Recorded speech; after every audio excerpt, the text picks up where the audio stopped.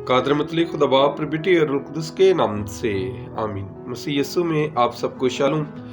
आज की पहली तिलावत पहला शमूएल और उसके 16वें बाब में से ली गई है, और जिसमें खुदा जो है शाऊल नबी के बाद दाऊद को बादशाह मखसूस करता है, और खुदा शमूएल नबी को भेजता है कि यसी के बेटों में से एक को मसा कर। और शमूएल नबी जो है वो ज़हरी खूबसूरती और जवानी को देखते हैं, लेकिन खुदा जो है वो उनकी ज़ाहिरी खूबसूरती को नहीं देखता, बल्कि खुदा सबसे छोटे बेटे को मुकर्रर करता है, क्योंकि खुदा जो है वो ज़ाहिरी खूबसूरती पर निगाह नहीं करता, बल्कि वो इंसान के दिल और नीयत को देखता है।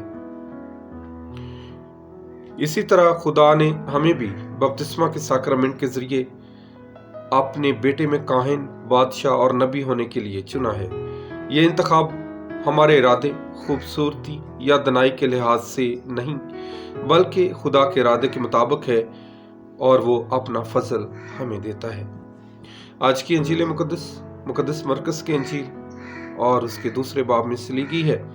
यीशु मसीह अपने शागिर्दों के उस अमल का दफा कर रहे हैं, उस एतराज के मुकाबले में जो फरीसी करते हैं कि उसके शागिर्द सबत को वो काम क्यों करते हैं जो रवा नहीं, यानी भूख और जरूरत के वक्त उनका राह चलते हुए बालियां तोड़ना, मसलना और खाना बेशक फरीसियों के कानून के मुताबिक गलत है, तो भी खुदा के नजदीक नहीं। वरना दाऊद और उसके साथी क्यों कर नजर की रोटियां खा सकते थे जो सिर्फ काहिनों को खाना रवा थी। यीशु तमाम दिनों पर भी अपना अख्तियार साबित करता है कि वो सबत का भी मालिक है। साथ ही वो वाज़ेह करता है कि खुदा की शक्ल सूरत पर पैदा किया गया इंसान तमाम दिनों और कवायद से अफजल है, उसे ज्यादा अहमियत और इज्जत मिलनी चाहिए। और मेरे अज़ीज़ों, जरूर है कि खुदा ने जब हमें चुन लिया है, अपना फजल हमें दिया है, तो जरूर है कि हम खुदा के हुक्मों पर अमल करें। आज का दिन मेरे लिए और आपके लिए बाइस से बरकत ठहरे। मसीह यीशु के वसीले से आमीन।